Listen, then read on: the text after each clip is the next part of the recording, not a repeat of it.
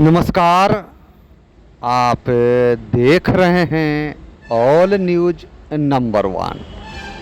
आज मैं एक ऐसे महिला से आपको रूबरू कराने जा रहा हूं और एक अनोखी घटना के बारे में आपको बताने जा रहा हूं। ये महिला कोई साधारण महिला नहीं है। ये राजनीतिक पार्टी में भारतीय जनता पार्टी की प्रदेश कार्य समिति की सदस्य लक्ष्मी शाह जी है। लेकिन आज ये महिला इंसाफ के लिए भटक रही है। बीजेपी की सरकार आने के बावजूद भी बीजेपी नेताओं को इंसाफ नहीं मिल पा रहा, तो आम जनता की क्या इंसाफ मिलेगा? ये सोचने वाली बात है। घटना क्या है समझने की चीज़ है।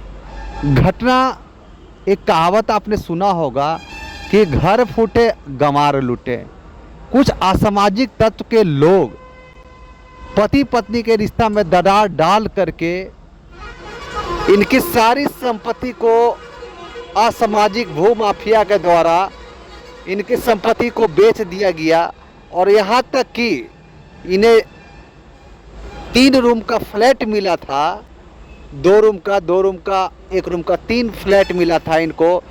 इनके ससुर जी ने लिखित में इनको दिया कि ठीक है, मेरा बेटा गलत है, सही है, क्या है, सारा मकान बेच करके गलत लोग के साथ ये चुंगल में फंस गए और सारे गलत काम करने लगे, चाहे शराब का हो या जो भी काम हो। मैं बोल नहीं सकता हूँ चैनल के माध्यम से, लेकिन इनके साथ ये 2 बच्चे की माँ है और 30 साल हो चुका शादी किए हुए। मामला करंट में है, केस तो वो भी कर रही है, वो भी किया है।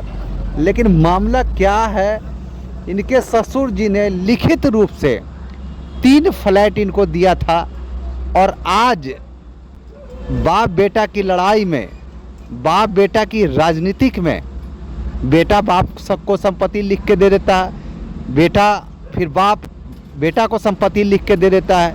ये क्या माजरा है, ये तो जांच का विषय है।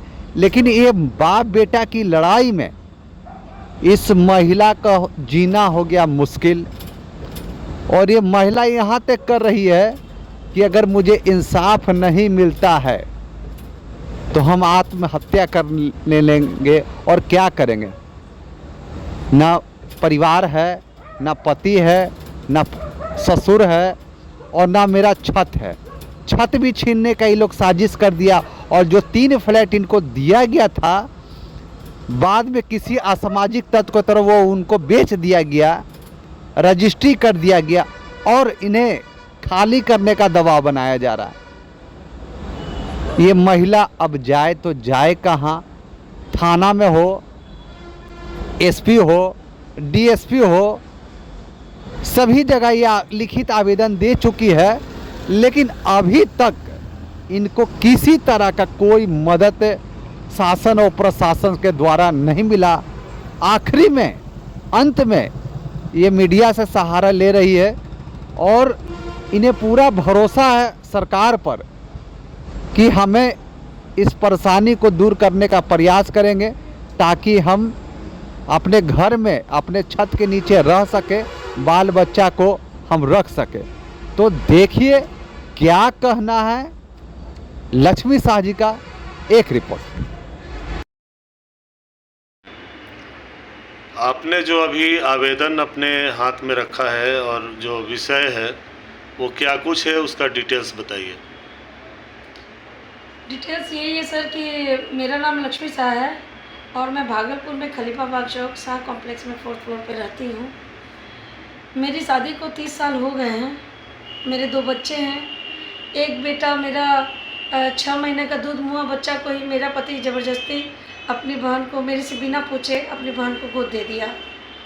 दूसरा बेटा मेरा जो पेटीएम में नौकरीरत है और लेकिन वो उसका ब्रेन वॉश इस तरह से कर दिया गया है कि आज वो मेरे किसी भी कांटेक्ट में नहीं है। और प्रॉब्लम आज ये हो रही है कि मेरे पति मेरे साथ न रहना चाहते हैं, न अपने साथ हमको रखना चाहते हैं। और मैं जिस घर में रह रही हूँ ये मेरे ससुर ने मुझे रहने के लिए दिया है और कि 1 फ्लैट में रहेगी और 2 फ्लैट किराया लगा के ये अपना जीवन यापन करेगी।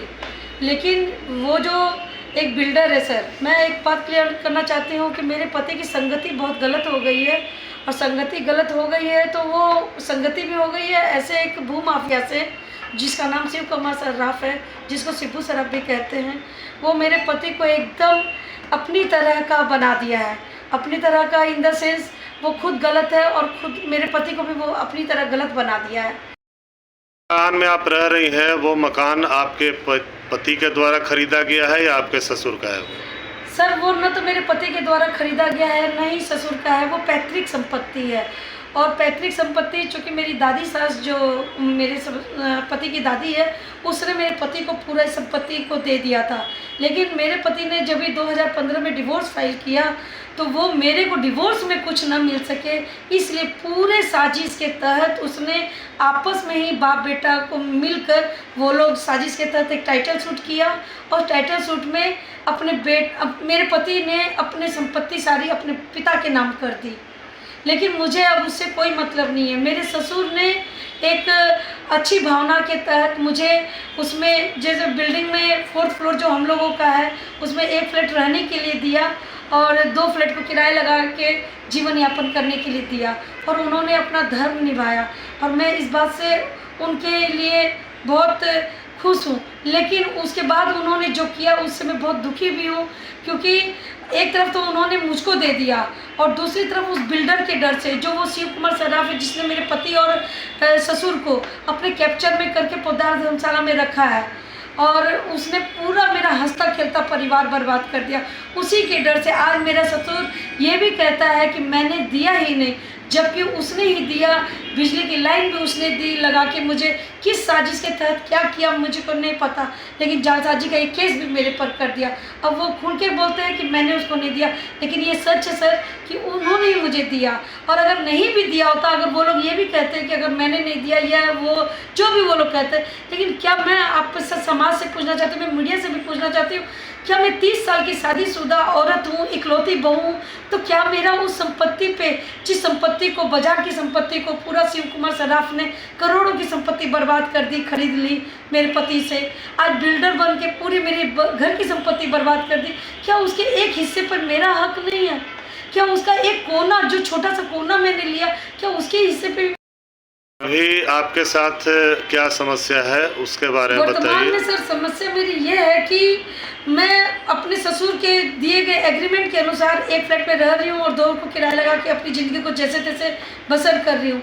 अब वो शिव कुमार सर्राफ का पेट नहीं भरा अभी भी उसका, तो वो मेरा 4th फ्लोर जिसमें मेरी पोजीशन है आज के दिन, उस पोजीशन को भी अपने खरीदने की उसने हिम्मत कर ली और रजिस्ट्री अपने नाम करवा लिया।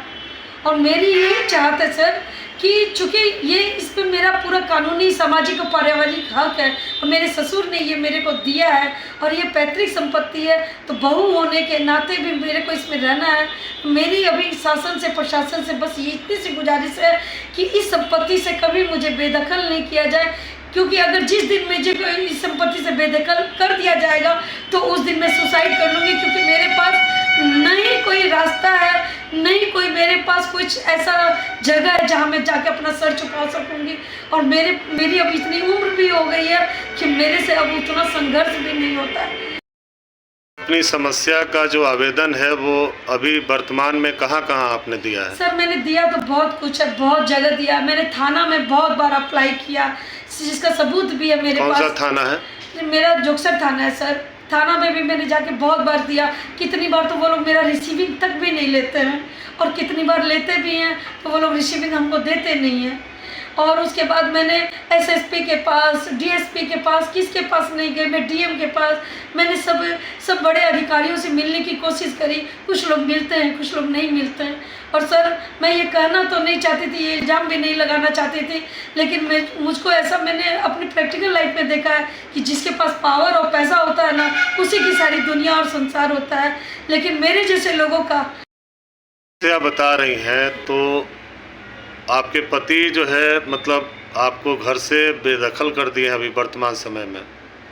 सर बेदखल तो पूरी तरह से कर ही दिए हैं। आज मैं 12 सालों से संघर्ष कर रही हूँ।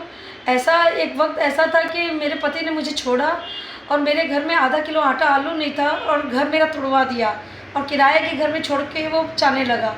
मैंने बहुत सी अपनी अपनी कोशिश करी और 2-3 बार मैं मिली। वो उसने पहले भी मेरे को डिवोर्स फाइल किया।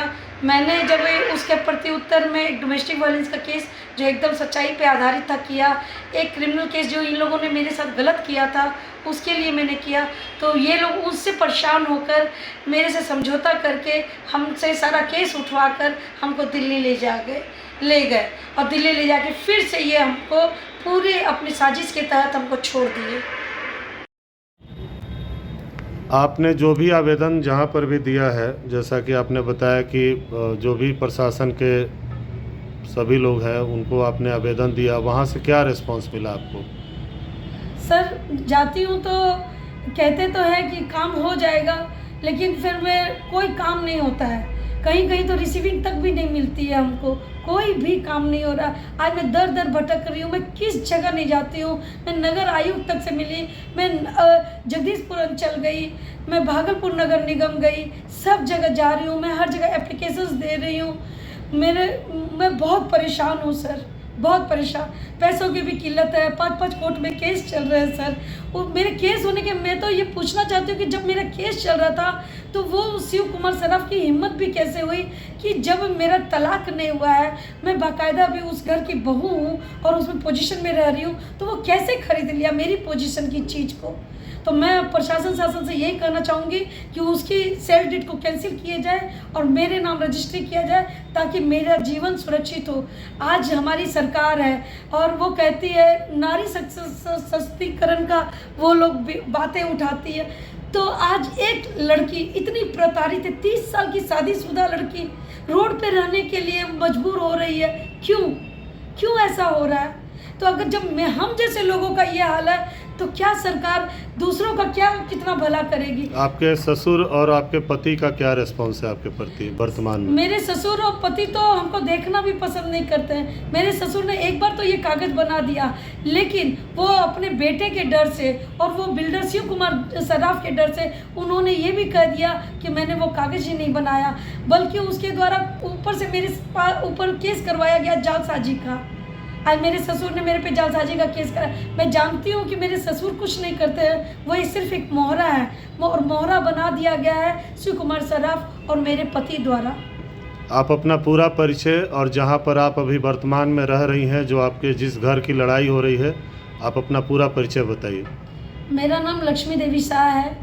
मैं भागलपुर में रहती हूँ, खलीफाबाग चौक। मतलब पहले तो नियर देना बैंक था, लेकिन अभी देना बैंक वहाँ से हट गया है, तो मैं देवेंद्र जलपान के बगल में। सब्सक्राइब करें, लाइक करें, कमेंट करें, शेयर करें, फॉलो करें। धन्यवाद।